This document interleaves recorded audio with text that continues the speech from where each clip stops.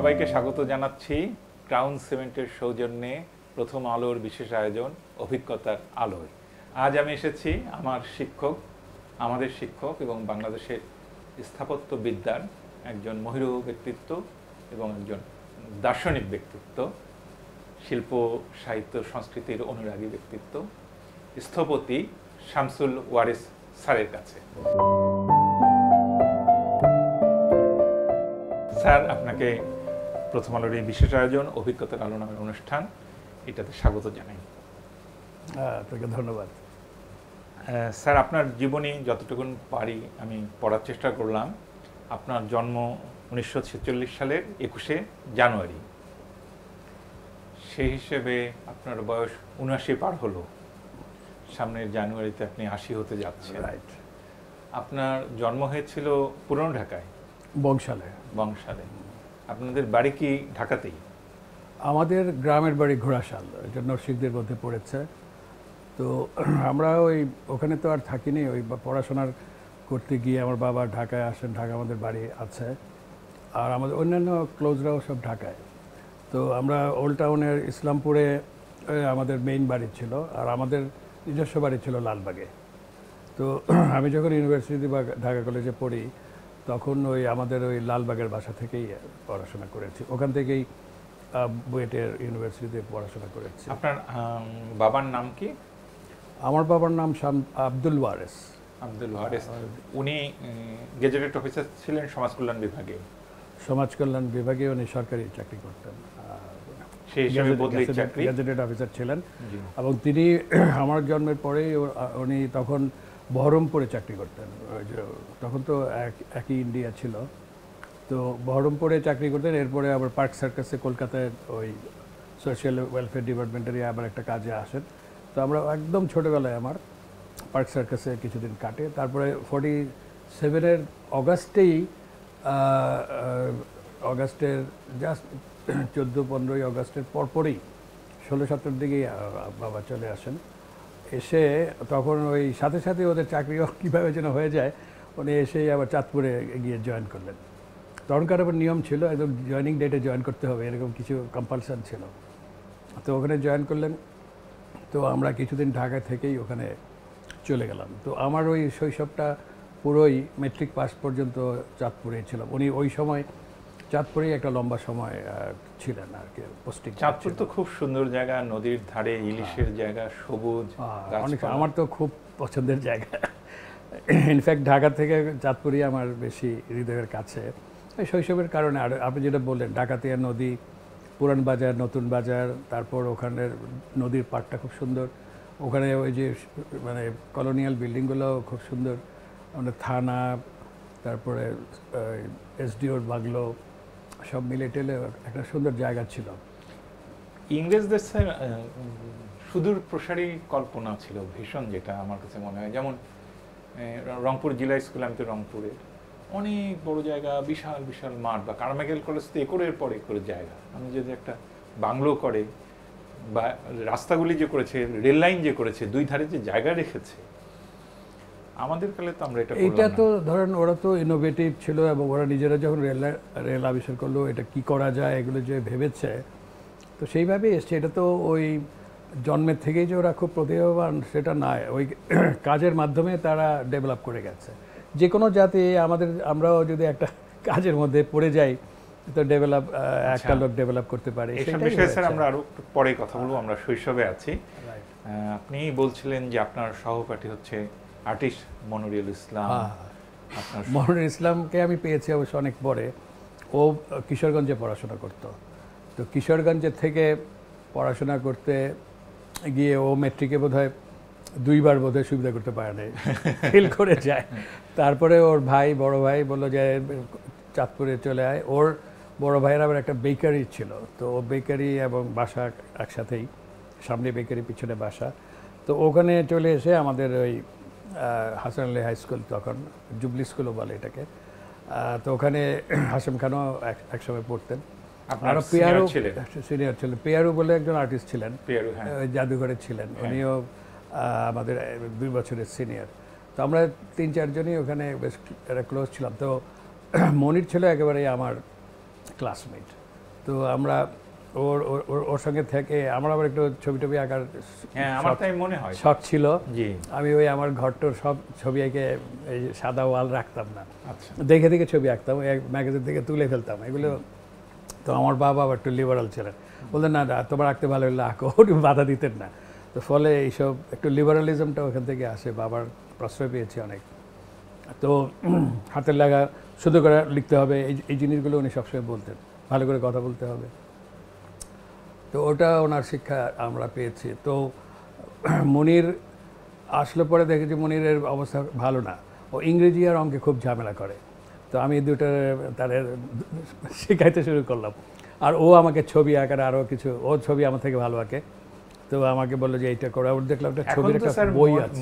মনির ভাই মনিরুল ইসলাম উনি তো বিমূর্ত ছবি আঁকেন। আগে ওনার অনেক পুরনো কাজের মধ্যে ফিগার পাওয়া যায়। না ফিগারেটিভ তো একটা একাডেমির মধ্যে কিন্তু ফিগার থাকতেই হবে। অ্যাবস্ট্রাকশন প্রথমেই যদি করে তাহলে সে তার মানে ড্রয়িং তার ভালো ছিল। অ্যাবস্ট্রাকশন অফ দ্য রিয়ালিটি, আর রিয়ালিটিটাই যদি সে না আঁকে, রিয়ালিটি না বুঝে, তো রিয়ালিটির বাদে তো অ্যাবস্ট্রাকশন হবে না, অ্যাবস্ট্রাকশন তো তাহলে তো অবান্তর হয়ে যাবে। সো রিয়ালিটিকে কীভাবে অ্যাবস্ট্রাকশন করব ওই জিনিসটা পরে এসছে। ও তো এখন অত্যন্ত সুন্দর স্পেস নিয়ে কাজ করে। তো তখন ওই আমরা দুজন খুব ক্লোজ ছিলাম, আমার সবচেয়ে প্রিয় বন্ধু হয়ে যায়। ও পাশ করে, মেট্রিক পাশ করে এসে আর্ট কলেজে ভর্তি হয়ে গেল, ইয়েতে অ্যাডমিশন টেস্টে ফার্স্ট হয়ে গেল। তো আমি তখন আমার আবার দুইটা ইন্টারেস্ট, একটা হচ্ছে যে ইঞ্জিনিয়ারিং পড়বো, সিভিল ইঞ্জিনিয়ারিং পড়বো অথবা আর্ট পড়বো মনিরের সঙ্গেই আর কি। তো এসে ওইটা অবশ্য আমি আরেকটু পরে ঢাকা কলেজের ইন্টারমিডিয়েট পাস করার পর, কারণ ইন্টারমিডিয়েট পাস না করলে তো ইঞ্জিনিয়ারিং পড়া যাবে না। তো তখন কিন্তু মেট্রিক পাস করলে, ওখান থেকে ম্যাট্রিক করে ঢাকা কলেজে এসে ইন্টারমিডিয়েট করলেন। ইন্টারমিডিয়েট করলাম। ওই সময় আমার সঙ্গে ওর তো আসা যাওয়া, আমি ঢাকা আর্ট কলেজে যাই। তো ঢাকা কলেজে পড়ার সময় আমরা ঠিক করলাম যে না আর্টই পড়বো। পরে আবার আমার বাবা বলে দেখো ডাক্তারি ইঞ্জিনিয়ারিং এগুলি পড়লে ভালো হবে। তখনও ওই যে আর্ট করে ভবিষ্যৎ ভালো হবে না এরকম একটা গার্জিয়ানদের ছিল। তো কিন্তু আমার তো শখ আছে, বলে তোমার ভালো লাগলে পড়ো। তো পরে ঠিক করলাম যে না সিভিল ইঞ্জিনিয়ারিংয়ে পড়বো। তো বুয়েটে যখন আসলাম ইন্টারমিডিয়েট পাস করে, তো দেখলাম যে একটা আর্কিটেকচার ডিপার্টমেন্ট একটা খুলেছে, মাত্র খুললো এক বছর আগে। তো ওখানে আমি ঘোরাঘুরি করে দেখলাম যে ওটার মধ্যে একটু ছবিও আঁকার বিষয় আছে, আবার ইঞ্জিনিয়ারিংও আছে। তো আমার মনে হলো যে এইটাই তো আমার সাবজেক্ট। সাথে সাথে আমি মন ঠিক করলাম যে আর্কিটেকচারে ভর্তি হওয়ার চেষ্টা করব।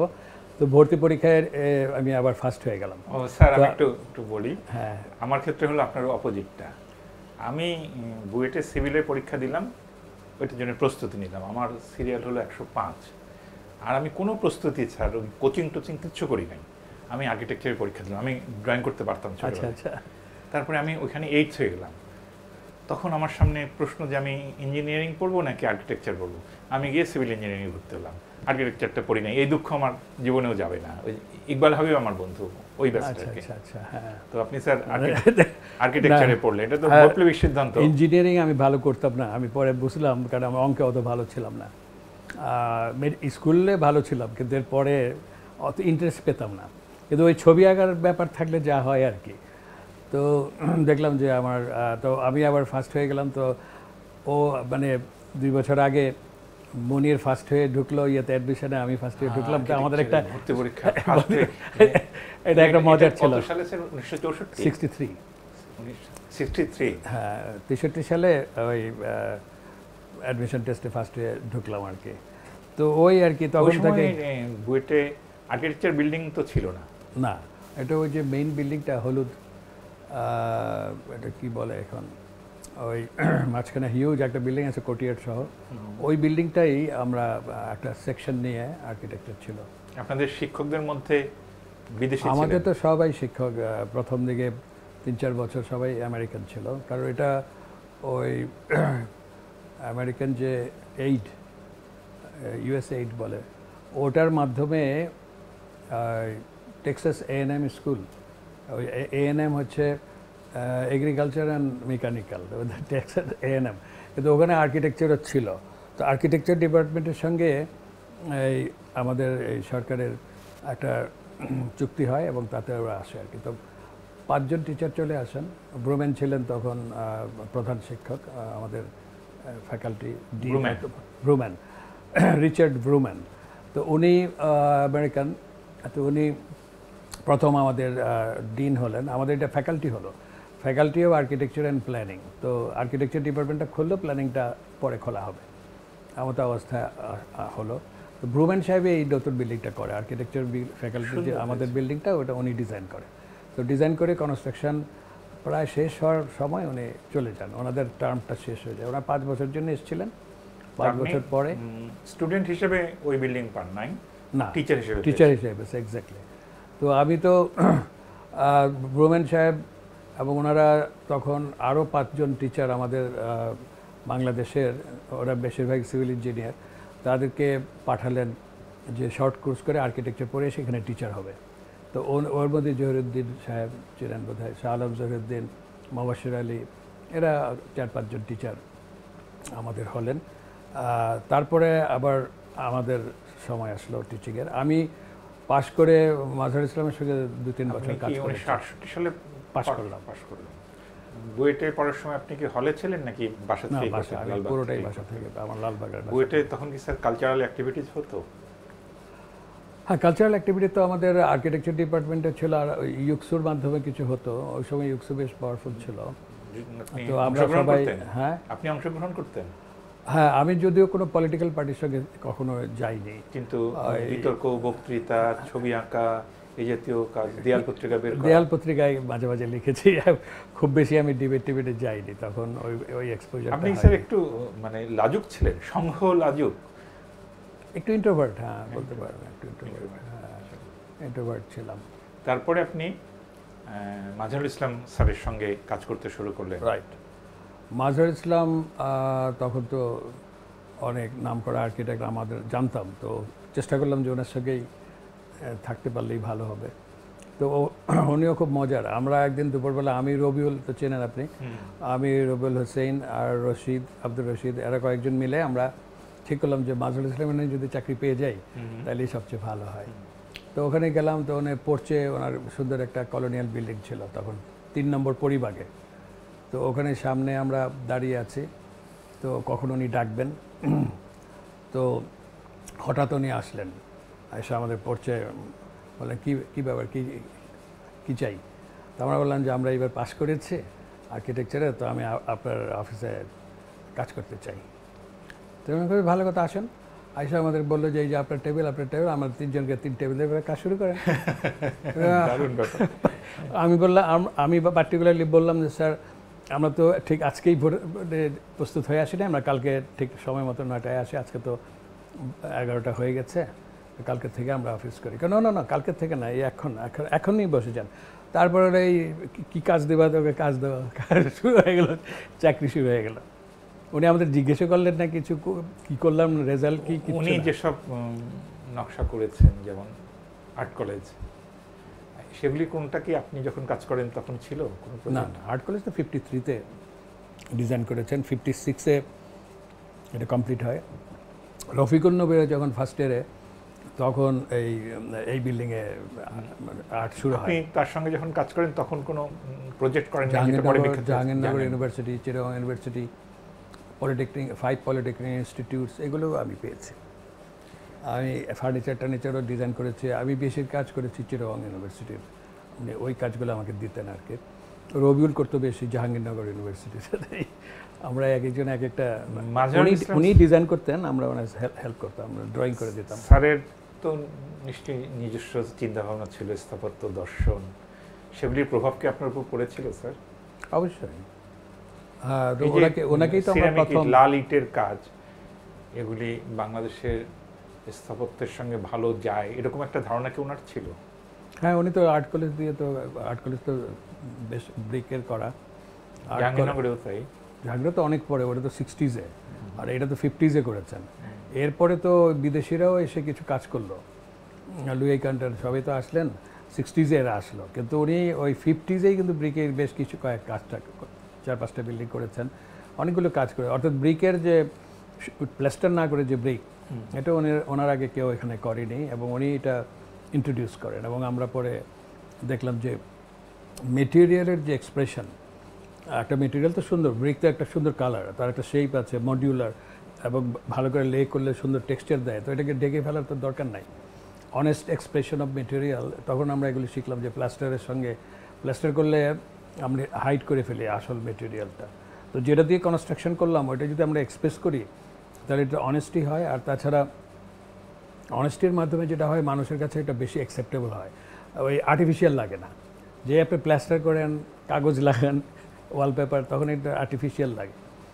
তো অনেস্ট এক্সপ্রেশন, কাঠকে কাঠের মতো, ইটকে ইটের মতো, কংক্রিটকে আমরা যে এখন কংক্রিট এক্সপোজ কংক্রিট করি, এটা ওই একই কারণ হচ্ছে যে অনেস্ট এক্সপ্রেশন অফ মেটেরিয়াল। এবার এটা আমরা নেচার থেকে শিখেছি।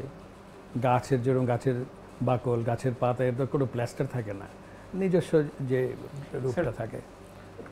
প্রকৃতিতে তো স্যার আমি লাইনও দেখি না, জ্যামিতিক শেপ, চাপ ছাড়া তো। Nature does not create straight lines or right angle. Straight line মাঝে মাঝে পাওয়া যায় সুপারি গাছটা, কিন্তু nature does not produce right angle. তার মানে হচ্ছে যে প্রকৃতিতে আমরা 90 ডিগ্রি অ্যাঙ্গেল পাই না, এটা একমাত্র মানুষ করে। মানুষ জ্যামিতির মাধ্যমে ওই অ্যাবস্ট্রাকশন করে নেচারকে বোঝার চেষ্টা করে। নেচার কিন্তু একটা প্রসেস, নেচার একটা প্রসেসের মধ্যে হয়। এটা ডেভেলপ করতে, একটা বিচি লাগালেন, ওটা পানি দিলেন, কয়েকদিন পর একটা চারা হলো, পাতা ফুটলো, পাতা হলো, তারপর আর বড় হলো, ফল হলো, ফুল হলো। এইটা তো এক জায়গায় থেমে নাই, এবং একসময় এটা পাতা মরে যায়, গাছটা মরে যায়। আমরাও নেচার। তো নেচারের অংশ হিসেবে আমরাও ওই একই, মানে নিরন্তর পরিবর্তনশীল। সেই জন্য মানুষের কাজ তো নিরন্তর পরিবর্তনশীল না, আমাদের হলো একটা ফিক্সড শেপে আমরা তৈরি করে দিই, ওটা চলতে থাকে।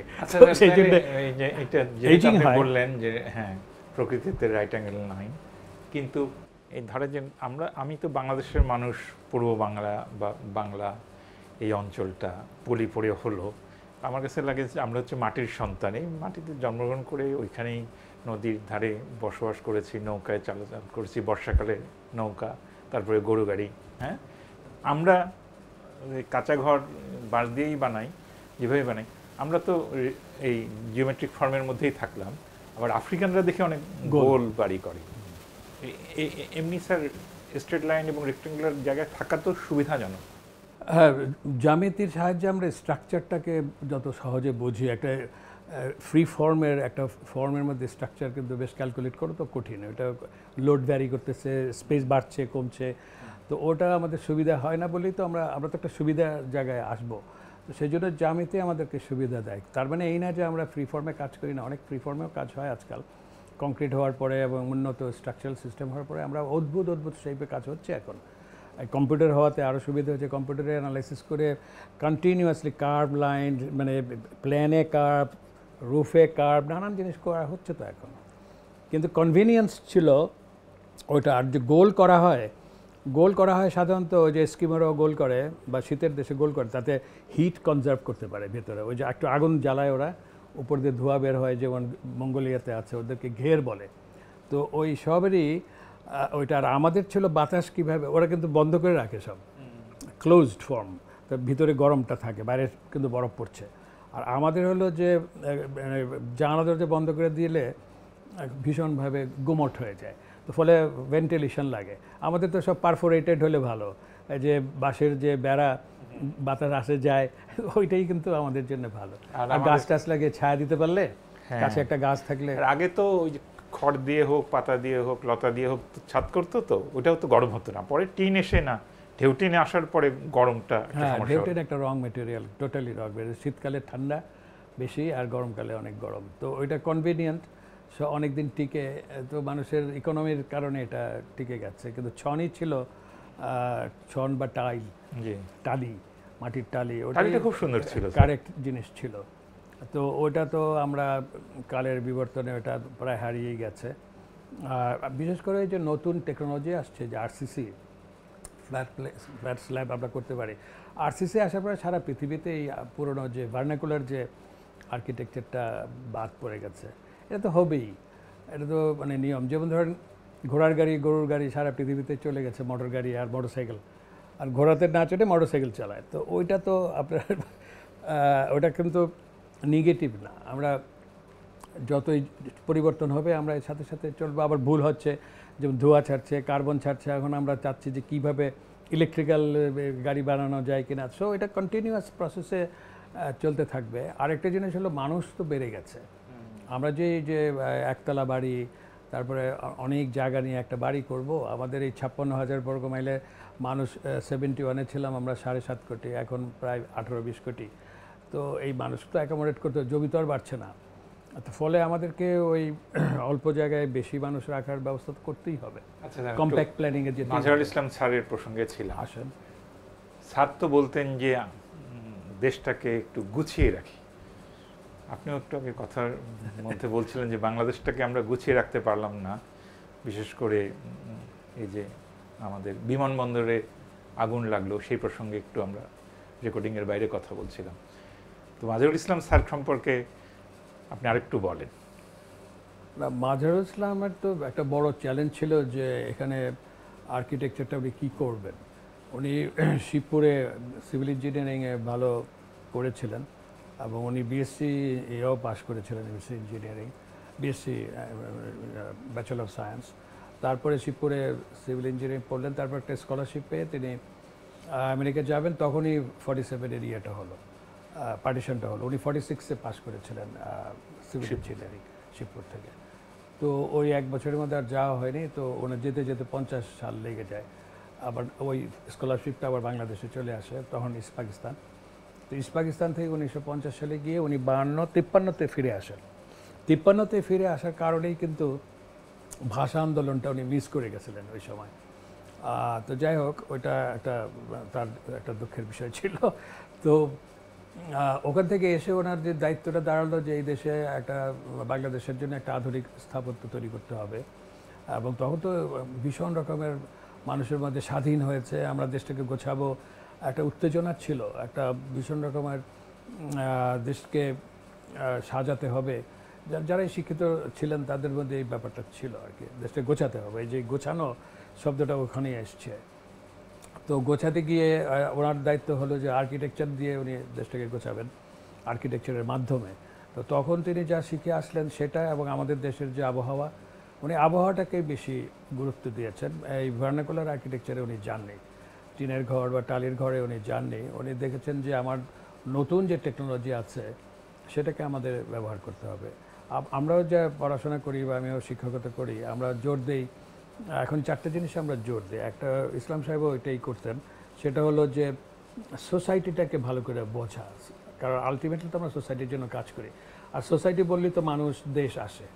তো সোসাইটির ভিতর দিয়ে আর্কিটেক্টদের সোসাইটি, আমরা সোসাইটির জন্য কী করছি। তো দেশ এবং স্থান সোসাইটির মাধ্যমে আসবে। দ্বিতীয়ত আমরা করি যে আবহাওয়া, ইকোলজি। আমার বিল্ডিংটা যাতে করে ইকোলজিক্যালি কারেক্ট হয়, আবহাওয়ার দিক থেকে মানুষ যাতে কমফোর্টেবল থাকতে পারে ইত্যাদি। তৃতীয় হচ্ছে যে আমাদের যে একটা প্রোগ্রাম থাকে, আমরা বিল্ডিংয়ের মধ্যে কী করব, ফাংশনগুলো, সেগুলো ভালো করে অ্যানালাইসিস করে এবং কীভাবে এটা করলে বেস্ট হয়, সবচেয়ে ভালো হয় সেটা। আর চতুর্থ হলো যে একেবারে লেটেস্ট টেকনোলজি ব্যবহার করা একটা প্রবণতা থাকা, তা নাহলে তো ব্যাকডেটেড হয়ে যাবে। আপনি তো 21 শতাব্দীতে 19 শতাব্দীর টেকনোলজি দিয়ে কাজ করতে পারেন না, বা 20 শতাব্দীর টেকনোলজি দিয়ে কাজ করলে এটা ঠিক হবে না।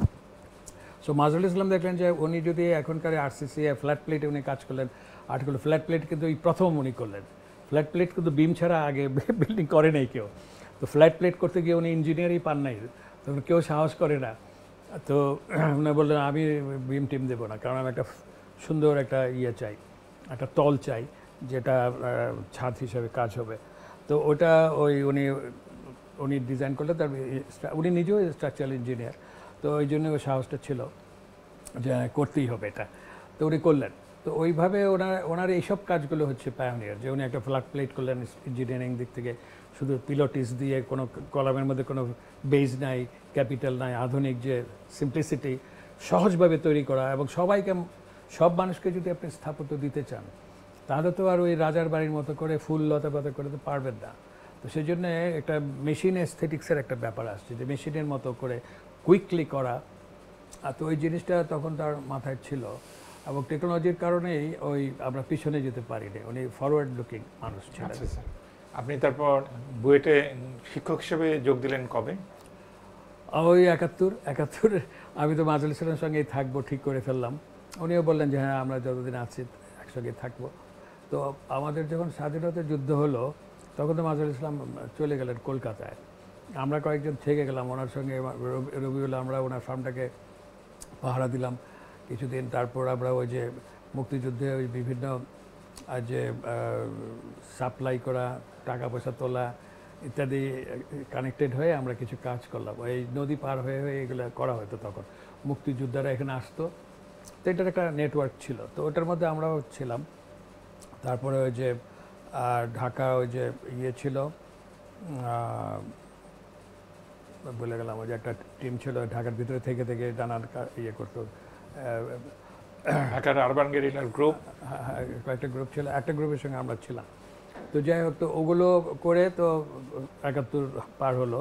তো ৭২-এ ইসলাম সাহেব আসলেন, তখন ৭২-এ ইসলাম সাহেব যে সমস্ত কাজগুলি করছিলেন চিটাগং ইউনিভার্সিটি, জাহাঙ্গীর ইউনিভার্সিটি, এগুলি সবই ওনার কাজগুলি গভর্নমেন্ট বাদ দিয়ে দেয়, ওনাকে বাদ দিয়ে দেয়। এটা একটা কিছুটা ষড়যন্ত্র ছিল। তো আর তখন থেকেই কিন্তু আরম্ভ হয়ে যায় করাপশন সরকারি।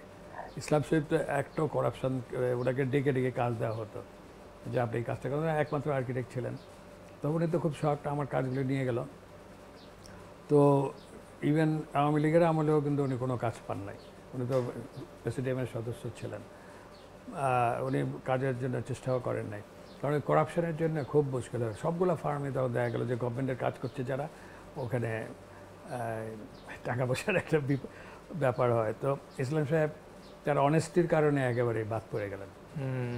তো বাদ পড়ে যাওয়াতে উনি আমাদেরকে চিঠি দিয়ে দিলেন যে your services are no longer required করে একটা চিঠি দিয়ে সাইন দিয়ে আমাদেরকে সবাইকে দিয়ে দিলেন। তো আমরা বেকার হয়ে গেলাম হঠাৎ করে। আর ৭২ সালে কোনো আর্কিটেকচারাল প্রজেক্ট নাই, ৭২-৭৩-এ, আর যেগুলো হচ্ছিলো ওগুলো টুকটাক করে চলছিল। তো লোকজনেরও পয়সা নাই, আর খুব দরিদ্র অবস্থা আমাদের।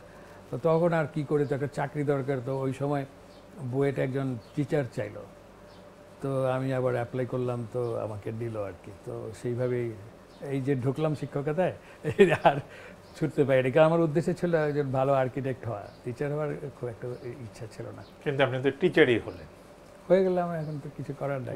অধ্যাপনা যখন টিচার যখন হলাম তখন আবার ভাবলাম যে না, এটা তাহলে একটু ভালো করেই করি, এইভাবেই হয়তো টিচার হিসাবে একটু পরে কি স্যার ছাত্ররাই পছন্দ করে। আরো পড়াশোনা করেছিলেন? না, আমি ওই যেহেতু আমি আর্কিটেকচারাল ডিজাইনের দিকে বেশি মাইন্ড ছিল, যে ছবি আঁকা টাকা ইত্যাদি। সো ছবি আঁকা তো ধরেন পিএইচডি করলে তো খুব একটা যে কাজ হয় আমি বিশ্বাস করি না। যে পেইন্টার অনেকের তো কোনো ডিগ্রিও নাই, ফেমাস আছে। আর্কিটেক্টের মধ্যে ২-১ জন আছে যাদের ডিগ্রি নাই, এখনও আছে, এই বর্তমান যুগেও আছে। তো এটা এমন একটা জিনিস, এটা হচ্ছে ইনটুইটিভ একটা বিষয় আপনার ডিজাইন। ওটাও যে একটা পার্টিকুলার সাবজেক্টে আপনি স্পেশালাইজ করে আসলে লাভ হয় না। আপনি দেখেন যারা পিএইচডি করে আসছে আর্কিটেকচার, ওরা কেউ কিন্তু আর্কিটেক্ট হিসেবে নাম নাই, ওরা টিচার হয়েছে ঠিকই আছে। আচ্ছা, এটা কিন্তু ক্রিয়েটিভ ইয়েতে। রবিউল ভাই তো, রবিউল হুসাইন কবি এবং আর্কিটেক্ট, না ওই জন্য আমি যেটা বলছিলাম যে আমি আর এই জন্য প্রেসিডেন্টও ছিলেন। তো রবিউল ভাই কিন্তু খুব ইনোভেটিভ ছিল। ওই যে লিটল ম্যাগাজিন কতগুলি করতো, উদ্ভট মানে একদম পরীক্ষণ, এক্সপেরিমেন্টাল কাজ ওনার ছিল। ওর ছিল যে আমরা যখন আর্কিটেকচার পড়ি তখন আমরা সমস্ত আর্টের মুভমেন্টটা পড়ি। আর ও তো নিজে এক কবি ছিল, মানে কলেজ লাইফ থেকেই সে কবিতা লেখে। ফলে ওই যে ডাডা, সুরিয়ালিজম, তো এগুলোর ভিতর দিয়ে তো আমরা গেলাম সবাই। তার তখন কামু আর কাফকা, তো 60s আমরা তখন 1 টাকা 12 আনা দিয়ে বই কিনতাম, কাফকার আর কামুর বই, আলবেয়ার কামু। তো ওইসব বইগুলো আমরা যখন পড়ে ফেলাতে আমাদের অস্তিত্ববাদী দর্শন আমাদের ভীষণ ইয়ে করে। পরে এই সুরিয়ালিস্টদেরও যে অবচেতন মনের বিষয়গুলো, এগুলো ফ্রয়েডিয়ান ব্যাপারগুলো আসে তখন, এবং তখন সারা পৃথিবীতেই মানে এগুলো বেশ কাজ করছিল আর কি। তো সেই জন্য ওই যে নাটা কিন্তু ওই ডাডা, সুরিয়ালিজম এবং অস্তিত্ববাদীদের একটা মিশ্রণের ফলশ্রুতিতে তাদের কবিতা না নামে তার ম্যাগাজিনটা, লিটল ম্যাগাজিন। নো বলতে ওরা no to negative things, no to negative things. বা নো টু ইয়ে মানে conventional things, no to conventional things বলা আপনি কি এই রবিউল হোসেনের না পত্রিকায় নিজে লিখেছেন? আমি কবিতা লিখি নাই। আচ্ছা। আর স্যার আপনার লুইকানের সঙ্গে কাজ করার অভিজ্ঞতা হলো কবে থেকে শুরু হলো? আমি ওই ছাত্র অবস্থায় 6 মাসের মতো কাজ করেছিলাম। ওটা তো লুইকানকে তো আমরা পাই নাই। লুইকানের এখানে একটা অফিস ছিল এইখানকার কাজগুলো দেখাশোনা করার জন্য। ওনাকে আপনি দেখেননি? না, দেখেছি ওনাকে তো অনেকবারই দেখি। উনি তো আমাদের বুয়েটে এসেও লেকচার পরে সেটা, কিন্তু যখন কাজ করেছেন তখন উনি মাঝে মাঝে আসতেন, তখন দেখা হতো। কিন্তু ওই যে কাজ করার সময় ওনার সঙ্গে বসে বা ওনার গাইডেন্সে কাজ করা হয় না। ওনার সেকেন্ড লোক যারা ছিল এখানে, বলমেয়ার একজন ছিলেন, উনি ওনার সঙ্গে কিছু কাজ করে ওনার ছোট কাজ টাজ দিত আমাদের। আমরা তো স্টুডেন্ট, ঠিক আর্কিটেক্টও না, কিন্তু এটাও অনেকটা কাজে লেগেছে আর কি। এক ধরনের কাজ একটা স্যার আমি একটু, আপনি বিয়ে করলেন কবে? 78-এ। 78-এ 46 32 বছর বয়সে? হ্যাঁ, একটু লেট বলতে পারেন। আপনার 5 ছেলে মেয়ে, হ্যাঁ, ওনারা সবাই বিদেশে থাকেন, আপনি এখানে ভাবিকে নিয়ে ভালোই আছেন তো? সুন্দর, বাসাটা খুব সুন্দর। হ্যাঁ, আপনারা তো আমার নেইবার হওয়ার কথা ছিল, আসলে ভালোই হতো। হ্যাঁ, তো নেইবার ভালো হলে লাইফ বিকামস বেটার।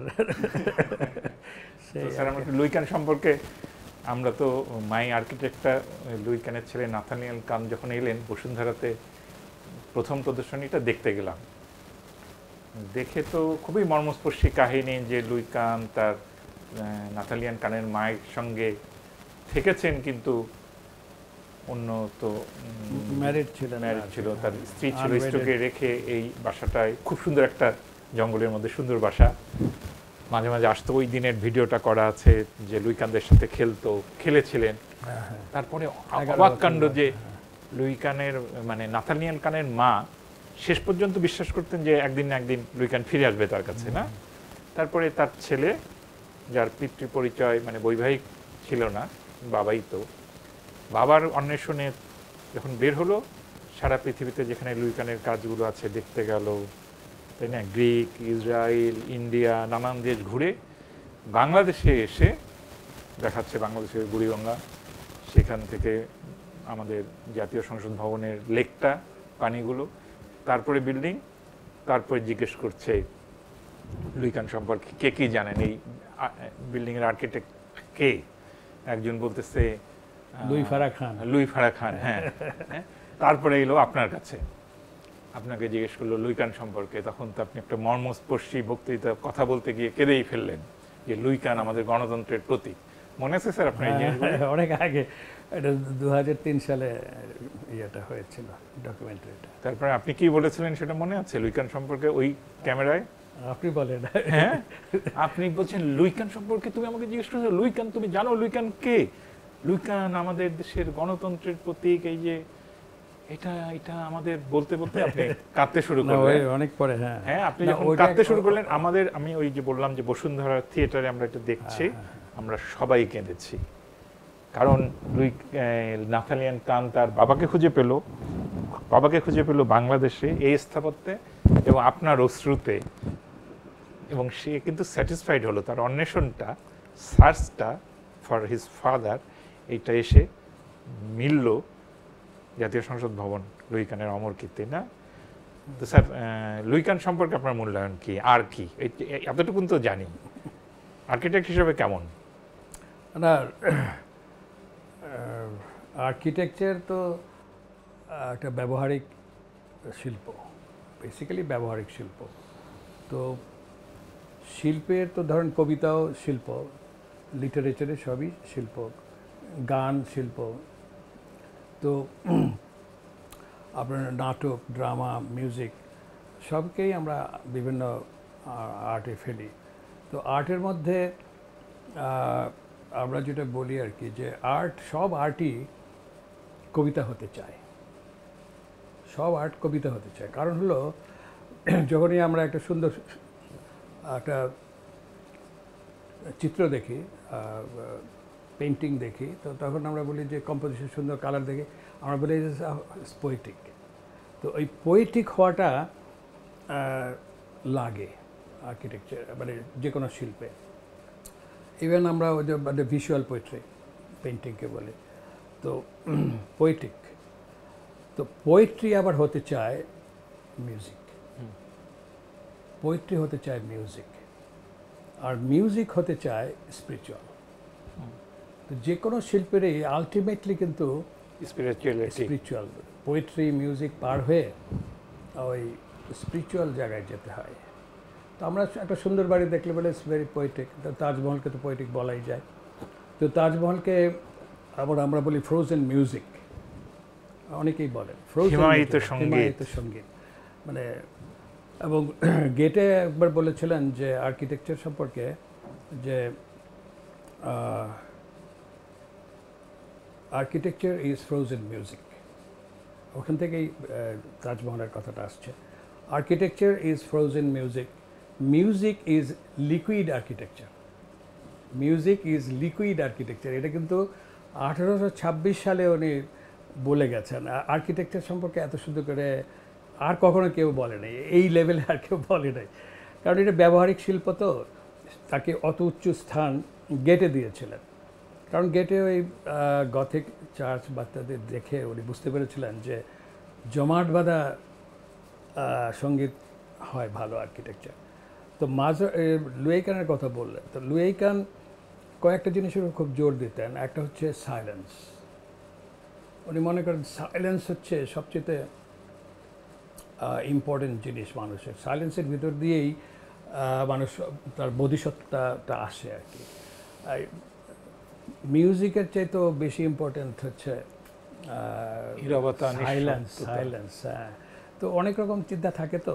তো মোজার্ট কিন্তু একবার বলেছিলেন, মোজার্টকে জিজ্ঞেস করা হয়েছিল যে তুমি তো গ্রেট মিউজিশিয়ান, তো তোমার মিউজিকের কোন জায়গাটা ভালো লাগে? তো উনি বলছিলেন যে নো মিউজিক। তো নো মিউজিক বলতে উনি পজ বলছিলেন, কারণ উনি একটা বাজিয়ে আবার একটু থেমে যান, পাপা পাপা পাম পাপা পা পাপা সাউন্ডটা হয়। ওই পজটাকে উনি বললেন যে আমার সবচেয়ে ভালো লাগে, কারণ তখন মিউজিকের অনুরণনটা হয়। তখন মিউজিকটা আমি তখন ভালো বুঝি, যখন মিউজিক হয় তখন না, ওই গ্যাপে আমি বুঝি। তো এই ধরনের মানুষের তো মানে বোধের ব্যাপারগুলো। তো লুয়েইকানকে যদি আপনি বলেন এমনি যে ভালো আর্কিটেক্ট বললে ঠিক বলা হবে না। উনি অ্যাকচুয়ালি এই মিউজিশিয়ান এবং স্পিরিচুয়াল একটা লোক ছিলেন। মানে আপনি যদি মানে ভালো করে অ্যাসেম্বলি বিল্ডিংয়ে ঢোকেন, আপনি ধর কথা বলতে বলতে ঢোকেন না, আপনি দেখবেন যে আর কথা বলতে পারছেন না, আপনি পারবেন, এটা এক্সপিরিয়েন্স করতে পারেন। বা আপনি 3-4 জন যান কথা বলতে বলতে ঢুকতেছেন, ঢোকার পরে দেখবেন যে সাডেনলি আপনার আর কথা বলতে পারছেন না। সো অ্যাবজর্বিং স্পেস, এটা সাইলেন্স, আপনি সাইলেন্স করে দেয় আপনাকে। এবং উনিও বলেছিলেন যে সাইলেন্স মানে ধরেন আপনি যদি অ্যাসেম্বলি বিল্ডিংয়ের ভিতরে দেয়ালে ফ্লোরে বসে দেয়ালে ঢালান দেয়া অনেকক্ষণ থাকেন, তো দেখবেন যে হুইসপার হয়, সাইলেন্স বিগিনস টু টক। তো এই যে জিনিসগুলো, এগুলো আজকাল লুয়েইকান এই ধরনের ভাষাই ব্যবহার করছেন যে তো ওর আর্কিটেকচার একটা মানে অনেক অন্য লেভেলের একটা স্পিরিচুয়াল কন্টেন্টে কাজ করেছেন। অ্যাসেম্বলি বিল্ডিংয়ের ভিতরে যে লাইটের যে খেলা আছে, তারপর যে হিউজনেস আছে, সেখানে আপনাকে একেবারেই ছোট্ট করে ফেলে। অ্যান্ড দেন আপনি যখন একদম ছোট হয়ে যান, then you start realising the greater understanding of the world. যেমন ধরুন আপনি সমুদ্রের পাড়ে গেলে কিন্তু বিশাল পাহাড়, হিমালয়ের সামনে গিয়ে দাঁড়ালে যেটা হয় আর কি। তো আমার মনে হয় যে ওনার ওই অ্যাসেম্বলি বিল্ডিং ওই কোয়ালিটির একটা, যে সমুদ্রের পাড়ে গিয়ে দাঁড়ালে যা হয়, হিমালয়ের পাশে গিয়ে দাঁড়ালে যা হয়, ওই টাইপের একটা বিষয় আর কি, স্পিরিচুয়াল। খুবই ভালো লাগলো স্যার কথাগুলি। এফআইআর খানের সঙ্গে আপনার যোগাযোগ হয় নাই? হ্যাঁ, এফআইআর খান তো ঢাকা আসলে আমি প্রথম, যদিও উনি স্ট্রাকচারাল ইঞ্জিনিয়ার, আমি ওনাকে প্রথম, আমি তখন ইনস্টিটিউটের সেক্রেটারি ছিলাম, ইনস্টিটিউটে আবার প্রেসিডেন্টও ছিলাম। তো ইনস্টিটিউট অফ আর্কিটেক্টস বাংলাদেশ, তো ওটা আমরা মাজহারুল ইসলাম, আমি এবং আরও কয়েকজন মিলে আমরা এটাকে প্রথম এস্টাবলিশ, ফাউন্ডার মেম্বার আর কি আমরা। তো আমি তখন, এটা কত সালের কথা স্যার? 72-তে বাংলাদেশ হওয়ার পরপরই, ফেব্রুয়ারিতেই। তো আমরা আমাদের তো ছিল ইনস্টিটিউট অফ আর্কিটেক্টস পাকিস্তান ছিল, তো ওটাকে আবার নতুন করে সাজালাম। মাজারুল ইসলাম প্রেসিডেন্ট হলেন, আমি ট্রেজারার হলাম। এরপরে আমি যখন সেক্রেটারি হলাম, ব্রাঞ্চ সেক্রেটারি, তখন একবার এফআর খান আসলেন ঢাকায়। তখন তাড়াতাড়ি তার সাথে যোগাযোগ করে আমি একটা লেকচারের ব্যবস্থা করি এবং ইনস্টিটিউটের মাধ্যমে। তখন আমাদের তো অডিটোরিয়াম ছিল, সিভিল ইঞ্জিনিয়ারিংয়ের একটা দোতলা একটা যে আছে, ওইটা তখনই ছিল সেমিনার রুম, এখনও আছে ওইটা। তো ওইটার মধ্যে আমরা অ্যারেঞ্জ করেছিলাম। তো ওইভাবে ওনার সঙ্গে খুব ক্লোজ ছিলাম, যেহেতু আমি জেনারেল সেক্রেটারি ওনাকে ইনভাইট করে এনেছি। এবং উনি ছিলেন আরও মানে একেবারে মাটির মানুষ, এত নাম করা ইঞ্জিনিয়ার। আমি তো ভয়ই পেতাম যে কথাটা তো বলা যাবে কেনা। মুড়ি আর মুড়ি টুড়ি, তার রবীন্দ্রসঙ্গীত গাইতে পারতেন। হ্যাঁ, অসাধারণ লোক ছিলেন। কারণ ওনার যে ওই বিখ্যাত উক্তিটা স্যার, যে a technical person must not be lost in his own technology, he must know to appreciate life, and life is music, drama, art, and most importantly people. ওইটার মধ্যেই তো মিউজিকের কথাটা ভালো মতোই আছে, ড্রামা কথাটা আলাদাভাবে বলেছেন, এবং আর্ট। ওইটাই আমি বলছি যে অ্যাকচুয়ালি মানে সায়েন্সের কাজ হলো to know what it is, to know what it is. Once you know what it is, the job of science is over. যেমন পানি কি, সায়েন্স বের করলো এটা হলো H2O। H2ওর পরে তো আর কিছু করার নাই, পানি H2O হয়ে গেল। কিন্তু আর্টের কাজ হলো যখন সায়েন্স এটাকে বলে দিল যে this is this, the truth about this, তখন কিন্তু ওটা কোশ্চেন করা হচ্ছে আর্টের কাজ। আর্টের মূল কাজ কিন্তু ওইখানে। সো আর্টস বা any art begins when science stops ends. এটা মানে সায়েন্সের লোকরা আমার উপর রাগ করবে এগুলো শুনলে, কিন্তু ব্যাপারটা এরকম। এই জন্যে আপনার ইঞ্জিনিয়ারিং, যেমন ধরেন আপনার সিভিল ইঞ্জিনিয়ার একটা বিল্ডিং বানালে আপনি কিন্তু সোসাইটি নিয়ে চিন্তা করার ব্যাপার না। আপনার হলো যে আর্থকুয়েকটা কেমনে সলভ করব, ফাউন্ডেশনটা কীভাবে দেব, দেয়ালের বা কলামের উপর স্ল্যাবটা রাখতে পারবো কি না, এটা পৃথিবীর যে কোনো জায়গায় হলে আপনার একই কনসিডারেশনে একই সিস্টেমে করে যাবেন। আপনার কিন্তু ওই যে আজকে কী বার, সকাল না বিকাল না, এগুলো দরকার নেই, তাই না? তো ইঞ্জিনিয়ারিং জিনিসটা হচ্ছে ম্যাথমেটিক্যাল, এবং ওটা আপনার যে সমাজ, টাইমের সঙ্গে কোনো সম্পর্ক নেই। যেমন ধরেন 2 + 2 = 4, এইটা সাধারণ অঙ্ক আর কি। 2 + 2 = 4, এটা হাজার হাজার বছর যাবত ধরে 2 + 2 = 4ই আসে। এটা আমি জানি স্যার, আপনি কি বলতে যাচ্ছেন। এটা হবে না, মানে আমাদেরকে বলতো যে ধরেন 14 তলা বিল্ডিং এর উপরে এখানে 1 টন একটা পাথর রাখা হয়েছে, এটা নিচের ইয়েতে ধরা যাক কলামে বা বিমের মধ্যে কত ওজনটা পড়বে, তো এটা একটা তো ফর্মুলা আছে। করতে করতে করতে করতে করতে এসে শুদ্ধ উত্তর হলে সবারই জানে, ঠিক আছে। কিন্তু আর্কিটেকচার বা কবিতা বা শিল্পী, আপনি যেহেতু নিজেও একজন, আপনারও খুব মজার একটা মানুষ আপনি, কারণ আপনি একদিকে ইঞ্জিনিয়ারিং জানেন, সায়েন্স ভালো জানেন, আবার আরেকদিকে আপনি সাহিত্যিক। কিছুই জানি না, যাই হোক, মানে ওই জন্য বিষয়বোধটা আছে স্যার। না, এই যে আপনি তো লেখক হিসাবে নাম আছে আপনার, তো এই যে দুটো জিনিসকে আপনি ভালো বুঝতে পারেন। তো আর্কিটেকচারাল লোকরাও কিন্তু এই দুটার মধ্যে কিন্তু বিচরণ করি আমরা। একবার তো আমাদের বিল্ডিং তো আসলে আইকা দিলে হবে না, আর আমাদের খেয়াল রাখতে হয় যে স্ট্রাকচারটাকে, যে ইঞ্জিনিয়ারিংয়ের সাথে আমাদের কিছুটা প্র্যাকটিক্যাল হতে হয়, একটা আজব জিনিস তো করতে পারি না। তো ওই যে জিনিসগুলো আর কি, যে সায়েন্স অ্যান্ড আর্টসের একটা ডায়ালেকটিক্যাল একটা রিলেশনশিপ আছে আর কি, যে দ্বান্দ্বিক। জি, আমরা বলছিলাম স্যার এফআর খান খুব ভালো রবীন্দ্রসঙ্গীত গাইতেন। উনি 73 সালে আমাদের জন্য কাজ করেছেন, এবং একটা ছবি পাওয়া যায় এবং মনে হয় ভিডিও পাওয়া যায়, উনি মেঝেতে বসে আমেরিকায় রবীন্দ্রসঙ্গীত গাইছেন। হ্যাঁ, না, রবীন্দ্রসঙ্গীত আমার সামনেও গিয়েছেন, এবং মুড়ি আর সিঙ্গারা খেয়ে খুব খুশি হলেন। তো উনি ওই যে কখনো ওই জন্য আমেরিকান যে কি বলে ওই জিনিসটা আর কি, যেটা অনেকেই করে, একদমই ঢাকায় আসলে উনি একেবারে মনে হয় যেটা এই আমাদের এখানেই সারা জীবন ছিলেন, এত সুন্দর আপনি অ্যাডজাস্ট করতে পারতেন। আবার ওখানে গেলে কিন্তু কড়া লোক, মানে উনি কিন্তু পার্টনার ছিলেন SOM এর। স্কিডমোর, ওয়িংস, মেরিল সারা পৃথিবীর সবচেয়ে বড় আর্কিটেকচারাল ফার্ম, বড় বড় প্রজেক্ট আমেরিকার গোলায় করে ওরা, এবং সারা দুনিয়াতে করে। তো উনিও তো অনেক প্রজেক্ট করতেন, এই হজ টার্মিনাল করলেন জেদ্দাতে, মালয়েশিয়াতে, সিঙ্গাপুরে, ওনার অনেক কাজ আছে। আর আমেরিকার টলেস্ট বিল্ডিং উনিই করেছেন ডিজাইন, উইলিস টাওয়ার, সিয়াস এখন টাওয়ার। উইলিস সিয়াস টাওয়ার ছিল। আমি 2বার গেছি। হ্যাঁ, তো ওখানে এফার খানের একটা ইয়া আছে, মোরাল আছে, Mural দেখছেন আছে, বোধ হয়, হ্যাঁ।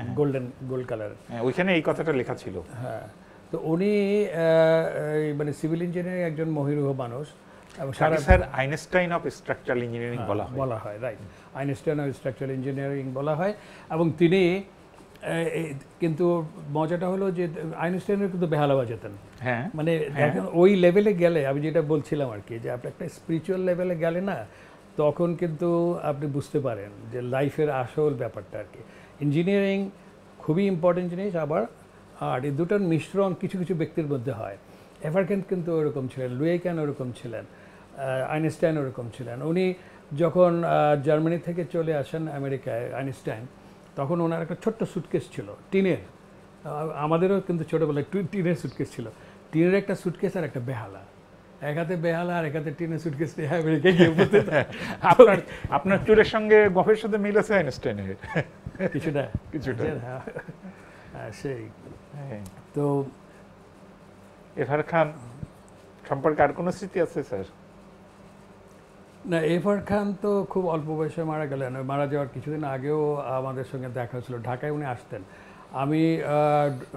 আমি আর রবিউল দুজনে মিলে ওনার সঙ্গে দেখা করে বললাম যে আমরা তো ঢাকার একটা মাস্টার প্ল্যান করতে চাই, তো কি করা যায়।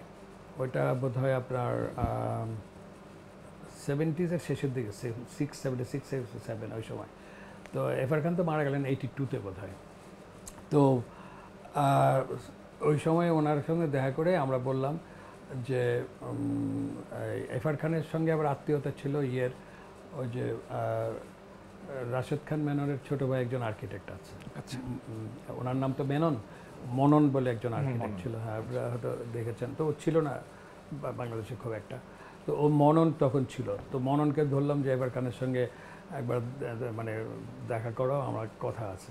তো আমরা তিনজন গিয়ে বললাম, তো উনি বললেন ঠিক আছে। তো উনি মাস্টার প্ল্যান, পুরো ঢাকার মাস্টার প্ল্যান করে পাঠিয়েছিলেন আমাদের কাছে। উনি বলছিলেন যে এই মাস্টার প্ল্যান অনুযায়ী তোমাদের করে, তাহলে তোমরা যাবা, আমার ওখানে ট্রেনিং নেবা, এখানে আবার করবা, মানে বড় ধরনের একটা চিন্তা করেছিলাম। আমার পুরো চিন্তাটা যখন ডিআইটিতে গিয়ে বললাম যে আমরা এরকম করতে চাই এফার খানের মাধ্যমে ইত্যাদিতে, পুরো ডকুমেন্ট দিলাম। তো ওই চেয়ারম্যান তখন বললো, আমি চেয়ারম্যানটার নাম তো ভুলে গেছি, ওই সময় খুঁজে বের করতে হবে ওই সময় কে ছিল। তো ওনার কাছে দিয়ে আমরা তো খুব অল্প বয়স তখন, 77-এ, তো 30-এর ঘরে বয়স আমাদের, 30-এর ঘরে বয়স। তো ওই সময় আমরা তো সরল বিশ্বাসে ওটাকে দিয়ে আসছি। এরপরে আবার যখন দেখা করতে পেরেছি, ও খুঁজেই পায় না আমাদের ডকুমেন্ট, অমূল্য সম্পদ। এবং আমরা এত লজ্জায় পড়ছি যে এফার খানকে আর আমরা যোগাযোগ করতে ভয় পেয়ে গেছি।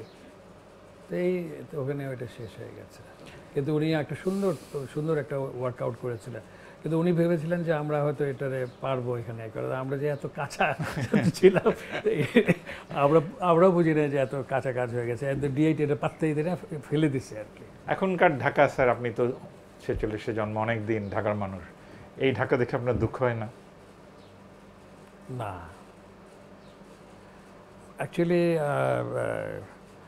দুঃখ হয় না, কারণ ঢাকার অনেক সুন্দর জিনিস হয়েছে, আবার অনেক জিনিস উল্টোপাল্টা হয়েছে। আপনি তো যখন প্রথম জীবনে আর্কিটেকচার প্র্যাকটিস করতে শুরু করলেন, অনেক বাড়ি বানিয়েছিলেন, একতলা বাড়ি, দোতলা বাড়ি, সেসব বাড়ি তো ভেঙে ফেলেছে। সব ভেঙে ফেলেছে। এটা তো আমার কোনো দুঃখবোধ নাই এই জন্যে।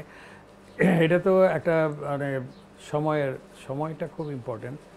সময় এবং স্থান এবং কাল, এ দুটাই হচ্ছে মানুষের, মানে বিশেষ করে আর্টের ব্যাপারে এটা বেশি লাগে। সায়েন্সে তো সময় এবং কালের বাইরে কাজ করতে পারে। আমি তো স্যার, আমি বলি, আপনি ব্রিটিশদের বানানো বিল্ডিংগুলোকে বলছেন কলোনিয়াল বিল্ডিং, তার মানে আপনার একটা উত্তর ঔপনিবেশিক মন আছে, বোঝাই যাচ্ছে। না, কলোনিয়াল বিল্ডিং তো একটা আইডেন্টিটি, এটা তো আমার মনের সাথে সম্পর্ক নাই, এটা তো আপনাকেও বলতে হবে।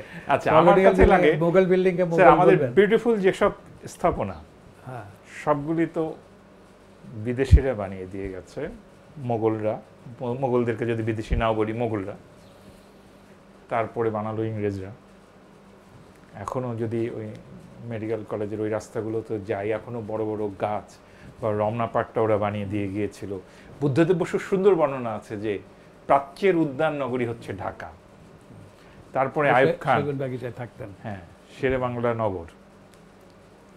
শেরে বাংলা নগরটা এখনো কিছুটা আমরা নষ্ট করছি, ওরা আইয়ুব খান বা পাকিস্তানি আমলে হলো। মুক্তিযুদ্ধের পরে আমরা কি করলাম স্যার? আমরা কি কিছু করতে পেরেছি? না, অ্যাকচুয়ালি আপনার অনেকগুলো ব্যাপার আছে এখানে, পজিটিভ নেগেটিভ আছে। আমরা ঢাকা শহর যে মেট্রোপলিটন এরিয়া, ঢাকা শহরের মেট্রোপলিটন এরিয়া নিউ ইয়র্কের মেট্রোপলিটন এরিয়ার 10 ভাগের 1 ভাগ, জাস্ট 1/10। মানুষ হচ্ছে নিউ ইয়র্কে 1.8 মিলিয়ন। 1.8 মিলিয়ন হওয়া না, 1.8 মিলিয়ন মানে না, 1 কোটি 80 সরি, লাখ কোটি হবে। কোটি হ্যাঁ, 1 কোটি হ্যাঁ। 80 লাখ মানে 18 মিলিয়ন হবে। 18 মিলিয়ন, সরি মানে পয়েন্ট ভুল করেছে। 18 মিলিয়ন আর আমাদের হচ্ছে 22 মিলিয়ন, 2.2 হয়ে গেছে এখন। 2 কোটি 20 লাখ। 2 কোটি 20 লাখ, তো 22 মিলিয়নে বললে তাই হয়। তো এত অল্প জায়গায় এত মানুষ। হ্যাঁ, তো আমি বলছি যে এই একটা পয়েন্টেই কিন্তু আপনাকে বুঝতে হবে যে এটা কিছুটা আনম্যানেজেবল থাকবে, এটা বাই নেচার এটা হবে। এটা আমাদের তো, আমরা হলো খুব কনজেস্টেড কম্প্যাক্ট প্ল্যানিং, অল্প জায়গায় বেশি লোক থাকার একটা প্ল্যানিং আমাদের লাগবে। তো এইগুলো তো করতে গেলে তো একটা দেশের সরকার, তারপরে স্থপতিরা, শুধু স্থপতিরা তো এটা করতে পারে না, সবাই মিলে। তো আমাদের এখানে সবাই মিলে কোনো কাজ হয়নি, সরকার একেবারেই করে নাই, একটা রাজুক করে দিয়ে ছেড়ে দিচ্ছে দায়িত্ব সব, এবং রাজুক মানুষই নাই, অল্প কটা লোক দিয়ে চালায়, এবং তারা তো আপনি জানেন, আমার চেয়ে ভালোই জানেন কি করে ওরা।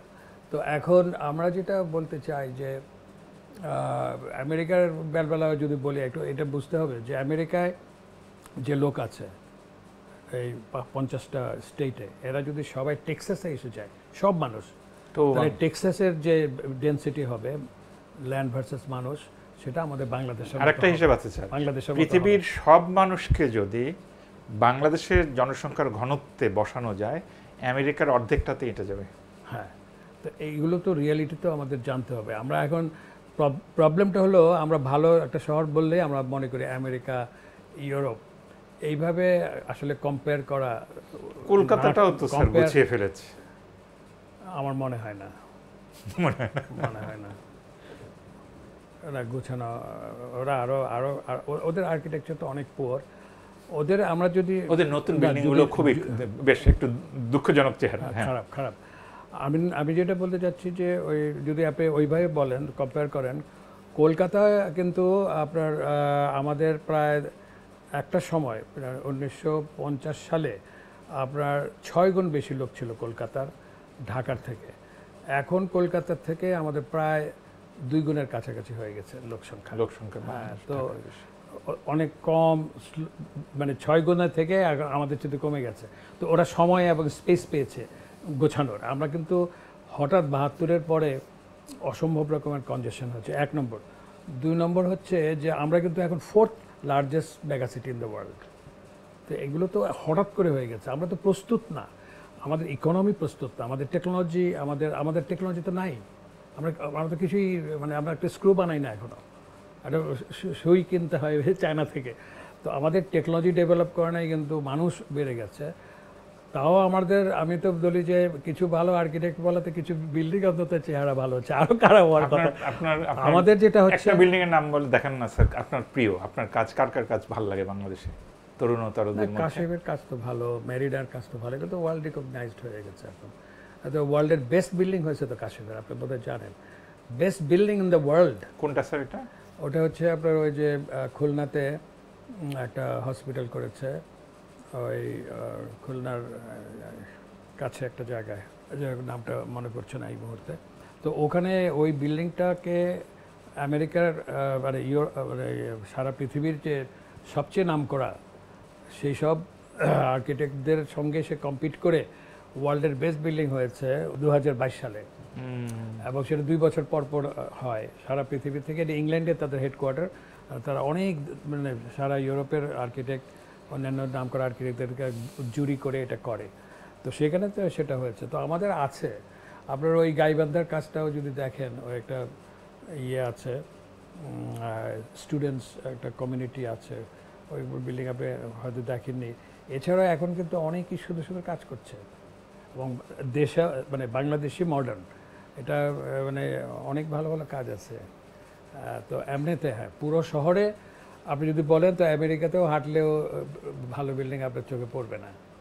কলকাতাও একটা দুইটা আমেরিকান মানে ওই যে আর্কিটেকচার বোরিং, সবাই কবি নয়, কেউ কেউ, এই ব্যাপারটা তো থাকবেই। আপনার পুরা বিল্ডিং হবে না কখনো।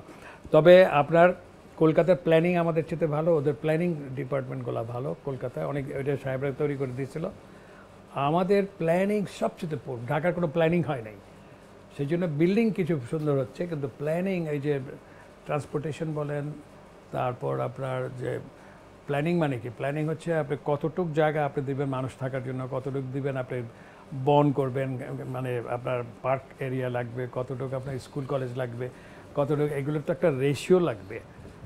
যেন আমাদের এখানে আমাদের কোনো স্কুলগুলোর কোনো খেলার মাঠ নেই, যে এগুলোই তো প্রবলেম। তো এইটা তো ধরেন, এটা তো এখন আর্কিটেক্ট বা কোনো ব্যক্তি বিশেষের প্রবলেম না, আমাদের এত লোক যে আমরা ওই মাঠটারও ভাগ করে প্লট করে ফেলছি অনেক সময়।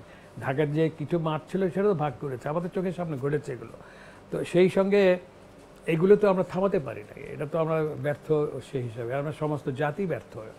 যে একটা শহরকে যে যে জিনিসগুলো, এবং সেটার জন্য দরকার ছিল ভালো একটা কমিটি। আজ পর্যন্ত কোনো কমিটিই নাই যে আর্কিটেক্ট, যেমন আমাকে কোনো দিন সরকার ডাকে নাই যে আসেন একটা কী করা যায় ঢাকা শহর নিয়ে। তো আমরা তো করতে পারতাম, আমরা না পারি আমরা দুজন এক্সপার্ট আনতে পারতাম, কথা বলতে পারতাম।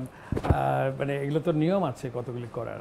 আপনি যদি আমরা যে চায়না থেকে জিনিস আনি, থেকে আনি, আমাদের অনেক কাজ করি, বিদেশের এক্সপার্ট আনি না, তো আমরা না পারলে করবো না। আমাদের এখানে লোকজন চলে যায় চিকিৎসার জন্য ইন্ডিয়াতে, ইয়েতে, থাইল্যান্ডে। তো ওই রকম ব্যাপার একটা সময় থাকবে, এক সময় আমাদের লাগবে না। তো ওই জিনিসটা মানে আমরা তো 5 বছর পর পর যে সরকার বদলায়, নিয়ম ছিল যে এখানে সরকার এসব আসবে, এরা এই জায়গায় নিয়ে ছেড়ে দেবে, আবার এখানে একটা সরকার আসবে এইখানে নিয়ে ছাড়বে। উন্নতি 5 বছর পর পর 5 ইয়ার্স প্ল্যানিং বলে, কিছু তো হয় না।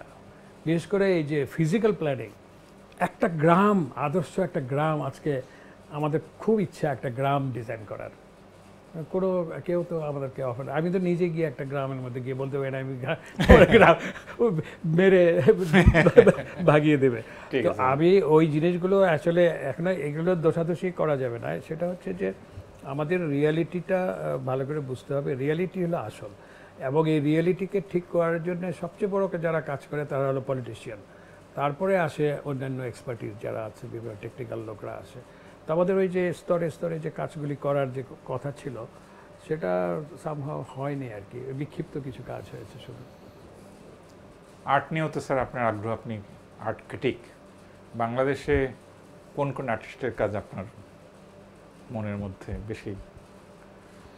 না, আর্টিস্টদের মধ্যে তো ধরেন জয়নাল আবেদিনের কথা আসবেই, কারণ ওনার মতো স্পিডে স্কেচ করা, স্কেচ যে স্কেচের মধ্যে যে স্পিড আর কারো নাই। তো এক একজন এক একভাবে ভালো, উনি একটা লাইন টানলে ওই লাইনের মধ্যে এত কথা বলতে পারে,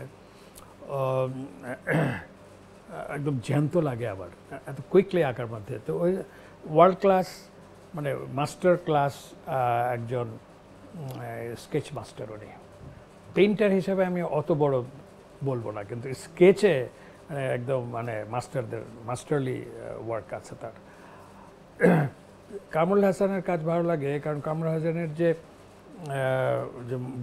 গরুর মধ্যে মানুষ যাচ্ছে, এত মায়া ধরতে পারে, বাংলাদেশটার মানে একদম অন্তরের কথা বলতে পারে। এবং ওনার মতো অত সুন্দর করে কিন্তু কেউ, ওনার যে সমস্ত কাজগুলি আছে, গরু মানুষ সবার চোখ একরকম করে আঁকছে, কিন্তু আপনি খেয়াল করে দেখবেন যে মানুষের গরুর চোখ এক, তার একটু অসহায়, যাচ্ছে, কষ্ট করছে, কীভাবে যেন উনি পারতো এটা।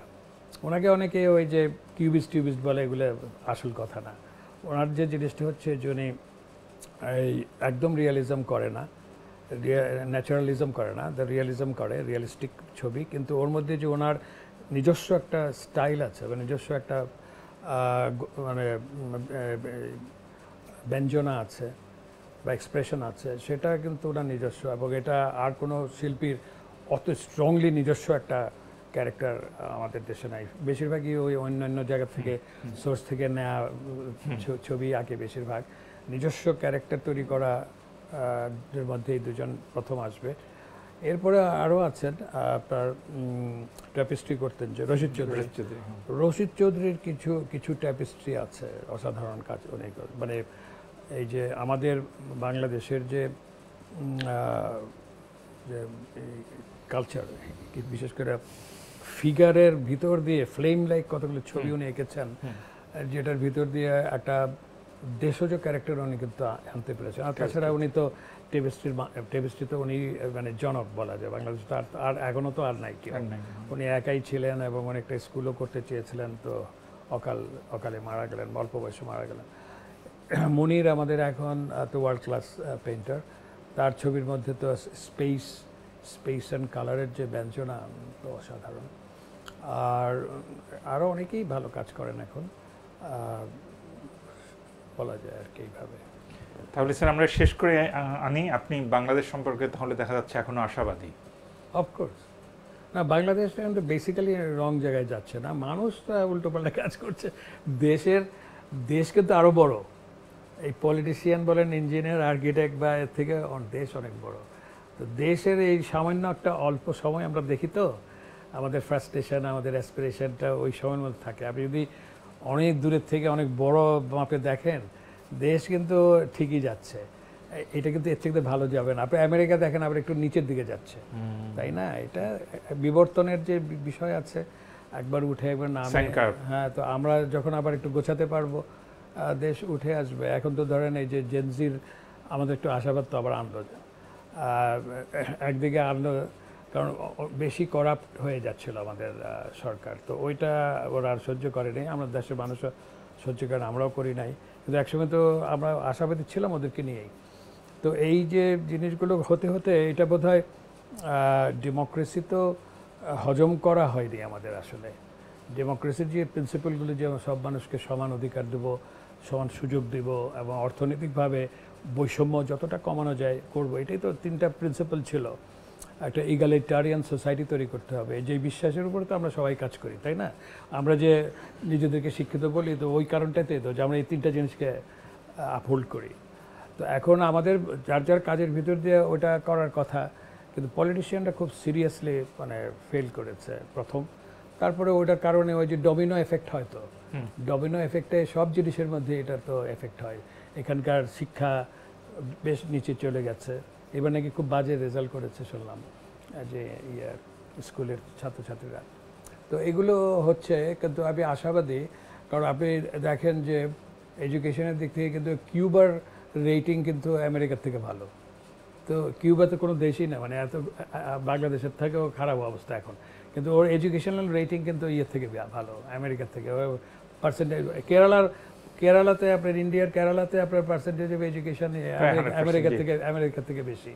তো এইগুলো তো আছে। আবার বাংলাদেশে ওইরকম হয়তো সিঙ্গেল আউট করতে পারছি না কোনো একটা যে অত ভালো, কিন্তু আমাদের তো গার্মেন্টসটা ধরেন, গার্মেন্টস ইন্ডাস্ট্রি যে আমাদের নাম্বার 2-তে আছে চায়নার পরে, এটা তো হওয়ার কথা না। এটা ইন্ডিয়ার মতো জায়েন্ট দেশের সঙ্গে, ওরা তো এমন না যে ওরা গার্মেন্টস ইন্ডাস্ট্রি করতে চাচ্ছে না, ওরা কিন্তু বহু আগে থেকে, সেই টাটার আমল থেকে, জামশেদজি টাটা প্রথম হোল সাবকন্টিনেন্টে মানে টেক্সটাইলের ইন্ডাস্ট্রি করেন, এই ইয়ে থেকে ম্যানচেস্টার থেকে ঘুরে এসে। তো সেইখান থেকে তারা করেছে। এখনও আমাদের এখানে অনেক ইন্ডিয়ান এক্সপার্টরা কাজ করছে আমাদের গার্মেন্টস ইন্ডাস্ট্রিতে। তো তারা কিন্তু, তাদের থেকে আমরা উপরে উঠে গেছি। এটা ভালো কি মন্দ, এটা একটা জায়গা আছে, কিন্তু আমরা তো ওদের সেকেন্ড পজিশনে আছি।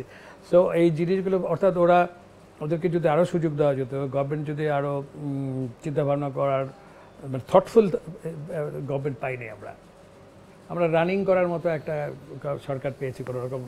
ওই যে যেটাকে বলে, ওই যে যেমন আছে ওনাই চলো, ধাক্কিয়ে চলো, এটার যে উন্নতি করা, থটফুল সোসাইটি, থটফুল গভর্নেন্স বা গভর্নমেন্ট, এটা আমরা পাইনি। এটা হলো আসল কথা। অর্থাৎ এই জায়গায় আমাদের একটা বড় ঘাটতি আছে সর্বক্ষেত্রে।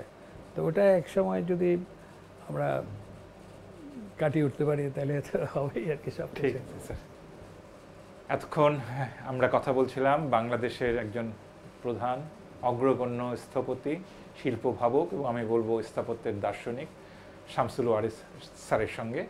এতক্ষণ আমাদের সঙ্গে থাকবার জন্য আপনাদেরকে ধন্যবাদ স্যার। আপনাকে অনেক ধন্যবাদ। আপনাকে অনেক ধন্যবাদ।